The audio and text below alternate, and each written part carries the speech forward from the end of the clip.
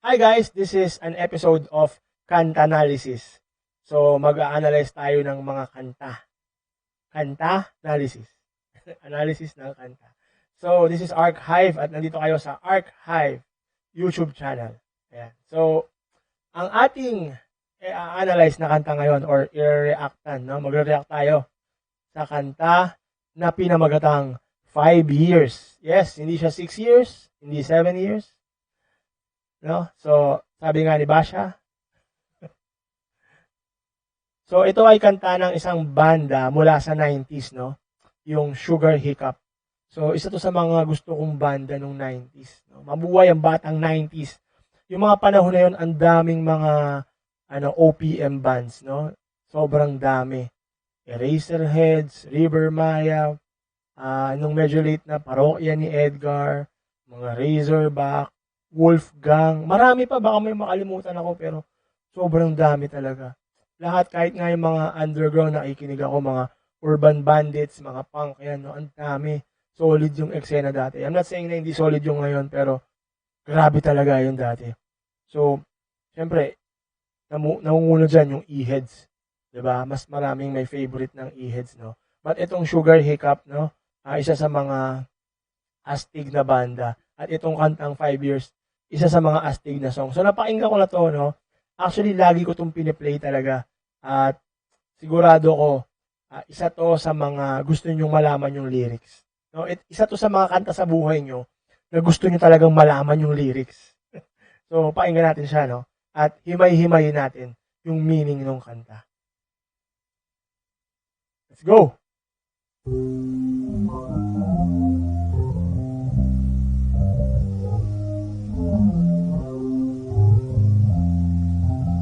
Ganda nung no, intro, no?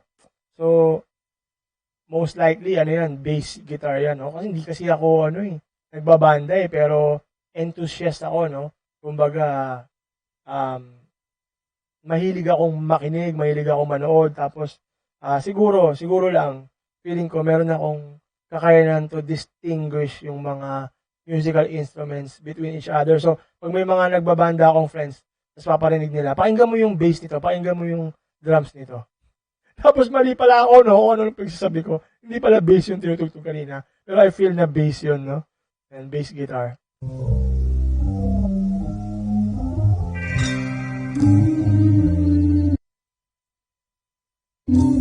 Ulit nga.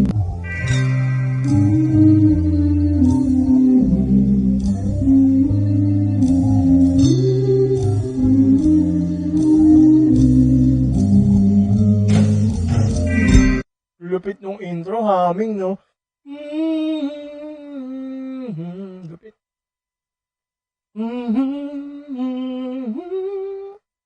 Tuloy natin.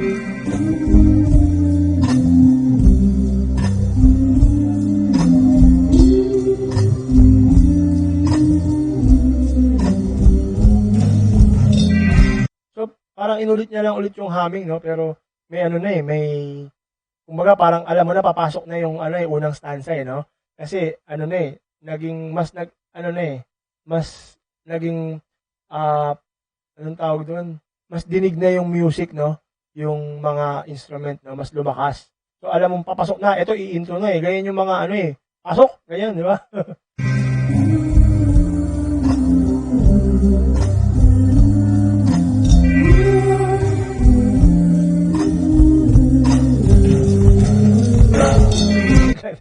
Teka. So, parang nabitin tayo sa umpisa, no? Kasi akala natin intro na yun. Pero, siguro isa to sa mga, no? Yung parang medyo, talagang tinatansya nila yung pasok nila, no? Tuloy na lang natin.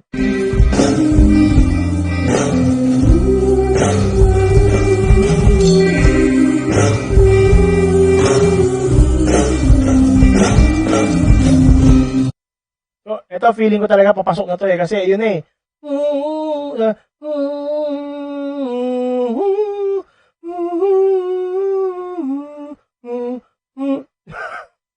So, humming na nga lang, nagkamali pa ako, no? Pero, alam ko, feeling ko, papasok na talaga siya, papasok na So, ito na siguro yung first stanza.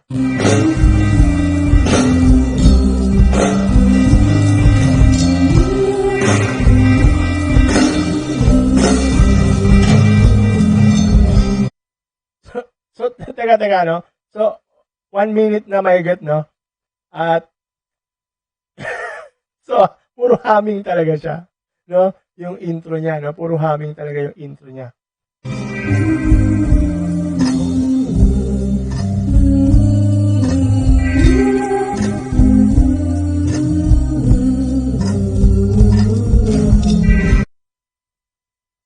Puro ganun, no? Puro ganun yung kanta, no?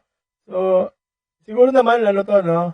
May makukuha tayong, ano dito, magandang kwento. Tuloy natin.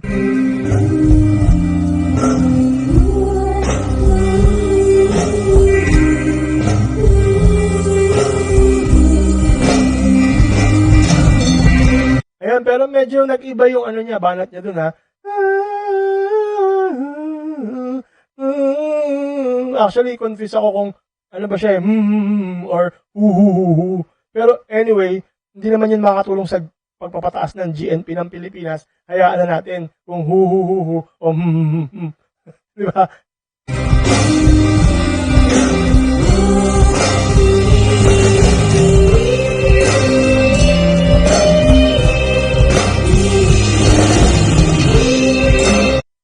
Eh, nahina. Sorry, hindi ko kaya. Sorry, hindi ko nabigyan ng ng tamang presentation, no, or justice yung pagkanta. Pero yun nga, no, nag-intensify na yung kanta, no, yung tugtog, no. At saka ang ganda ng musicality niya, di ba? Ang ganda. Hintayin natin yung lyrics.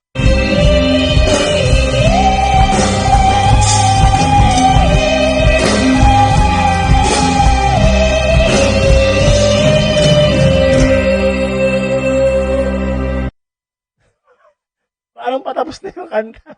Parang yun lang talaga. No? So sabi ko nga sa inyo, isa to sa mga gusto nyong malaman yung lyrics, sinisigurado ko sa inyo. Kasi mahirap i-distinguish kung or hi or hu. Tuloy na lang natin. Tapusin na natin to.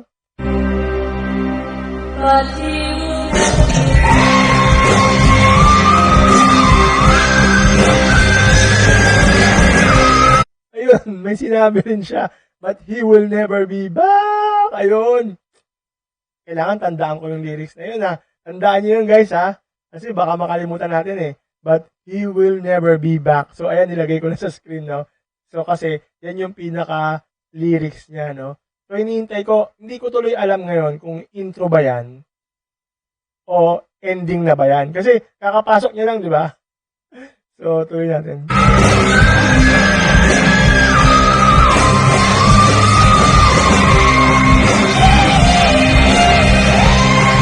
Bumalik siya sa hihihihi. Bumalik siya.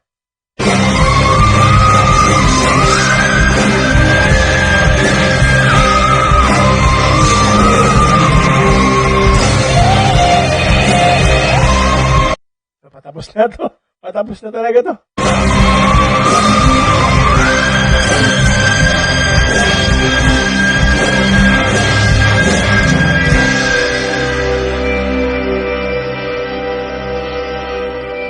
Actually, yun na yung end ng kanta.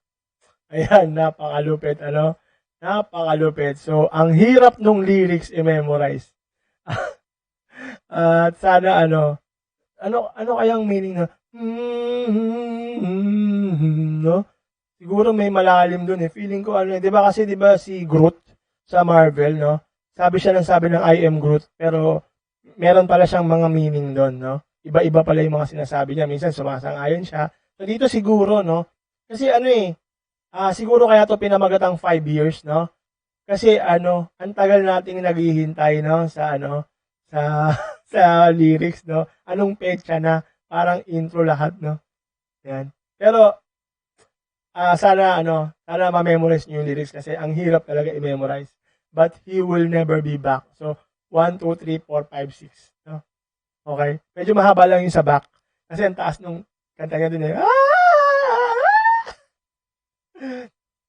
Anyway, ulit, ako si Archive at sana natuwa kayo sa isang episode natin ng Kanta Analysis. Hanggang sa susunod nating mga episodes. Please subscribe to my YouTube channel kung di pa kayo nakaka-subscribe. At kung nakasubscribe na kayo, please don't unsubscribe to my YouTube channel. Sige, bye-bye. By the way guys, ayan, syempre yung channel ko is comedy channel, no?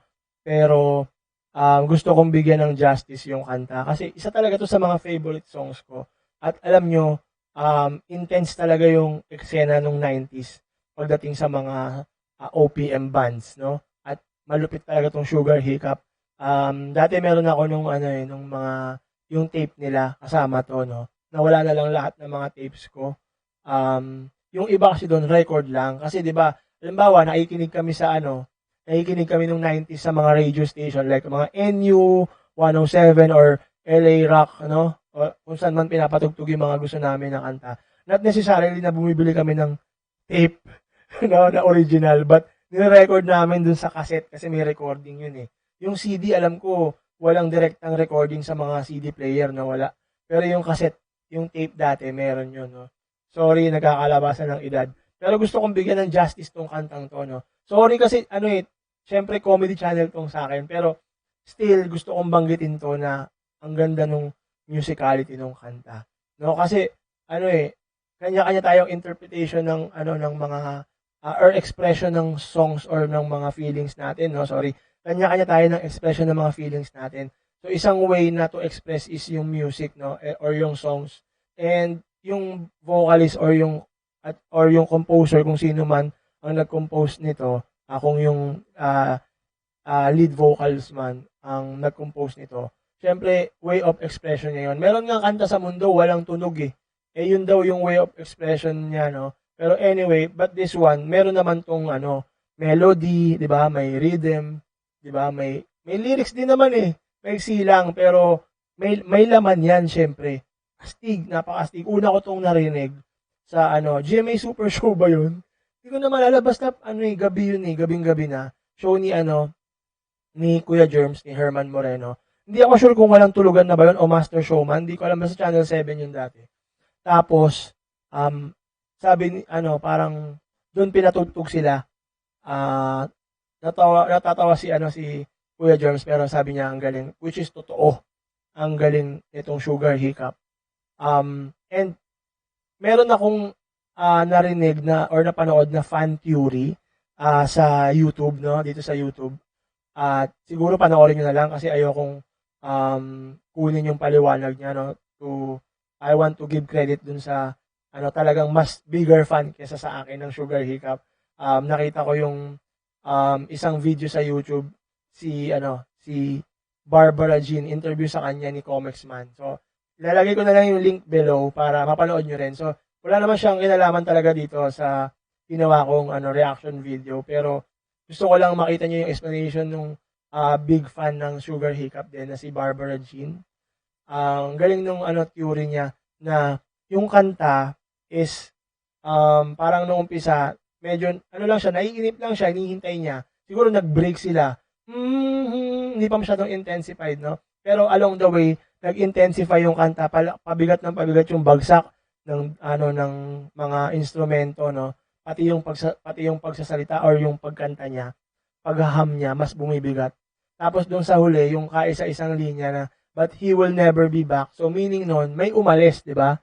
It's either namatay or naghiwalay, pero I doubt kung bakit 5 years yung title ng kanta. 5 years nga 'di ba? So ibig sabihin bumibilang siya, no? Parang medyo mas malapit 'yon sa umalis kaysa dun sa namatay. Hindi yan confirmed, no? Hindi yan confirmed fact na yan yung talagang song meaning. Hindi na confirm yan ng vocalist or kahit sinong member ng Sugar Hiccup. But it's a big fan theory ni Barbara Jean, no? So ang galing niya. Siguro 'yon. Mapakinggan nyo directly sa video na 'yon. Ilalagay ko yung link below. Ayun, kasi gusto kong bigyan ng justice yung kanta.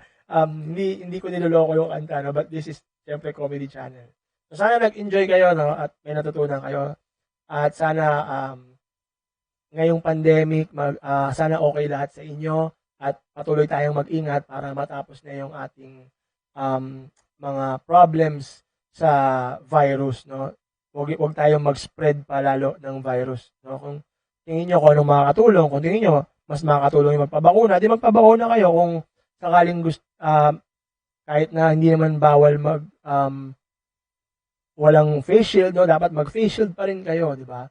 At syempre, unang-una yung pagpe-pray kay God, di ba? Siya yung may-ari ng buhay natin, siya yung pinagkakautangan natin ng lahat, siya rin yung makakapag-ingat sa atin, di ba?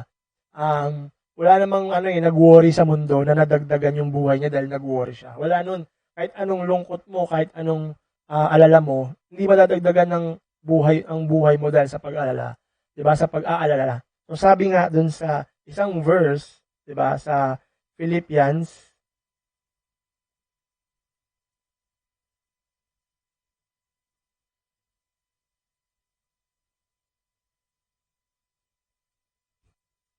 Sabi nga dun sa isang verse sa Philippians 4:6, no? Filipos 4:6. Huwag kayong mga balisa sa anumang mga bagay, kundi sa lahat ng mga bagay, sa pamamagitan ng panalangin at daing na may pagpapasalamat, ay ipakilala ninyo ang inyong mga kahilingan sa Diyos. So ang utos sa atin, no? Huwag tayong mabalisa, huwag tayong mag-worry, no? Ang utos no sa mga Kristiyano, sa mga naniniwala kay Kristo at sumusunod kay Kristo, huwag kayong mga balisa, no? Don't be anxious, no, sa anumang mga bagay. No, huwag kayong mga balisa sa anumang mga bagay, kundi sa lahat ng mga bagay, sa pamamagitan ng panalangin at daing na may pagpapasalamat, ay ipakilala ninyo ang inyong mga kahilingan sa Diyos. So, sana huwag tayo masyado mag-worry, but more on mag-ingat tayo at lagi tayong mag-pray, no? At salamat sa inyong panonood. Hanggang sa muli.